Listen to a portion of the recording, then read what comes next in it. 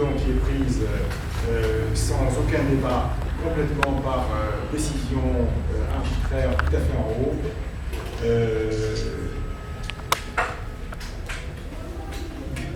Hypothéquant notre avenir financier pour des années sur une somme très importante, alors que les projets de développement, ce n'est pas ce qui manque, qui seraient des projets de développement beaucoup plus proches de la population. Nous avons, si nous sommes si mal classés dans l'indice de développement humain, c'est parce que nous continuons à avoir un taux anormalement élevé de mortalité des femmes en couple, un taux anormalement élevé de mortalité des enfants en bas âge, un taux anormalement élevé d'analphabétisme. Bon, tout ceci serait de bonnes raisons. Pour faire arriver une femme en couche à un hôpital, il faudrait qu'il y ait des routes et il n'y en a pas toujours.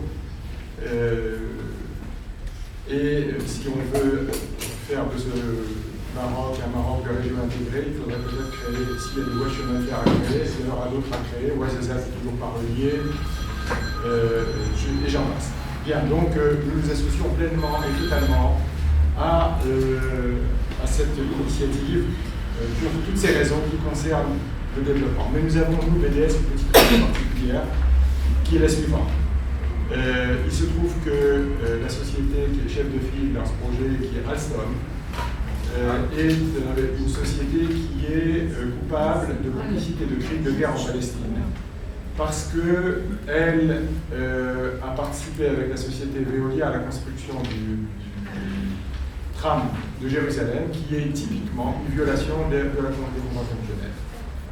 La 4e Convention de Genève stipule qu'une puissance considérée comme occupante ne doit pas créer de fait accompli dans les endroits où qu'elle occupe, sur le territoire qu'elle occupe.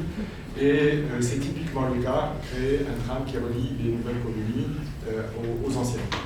Alors, en plus, il faut savoir qu'il existe une décision de la Ligue arabe de 2006 qui demande explicitement à tous les pays arabes d'exclure Alstom et Veolia de toute contribution dans les marchés publics. Enfin, sur cette base, l'Arabie Saoudite a effectivement écarté Alstom de la construction d'un train rapide entre la Mecque et Médine. Voilà, pour toutes ceci est pour nous une raison supplémentaire. Alstom dégage.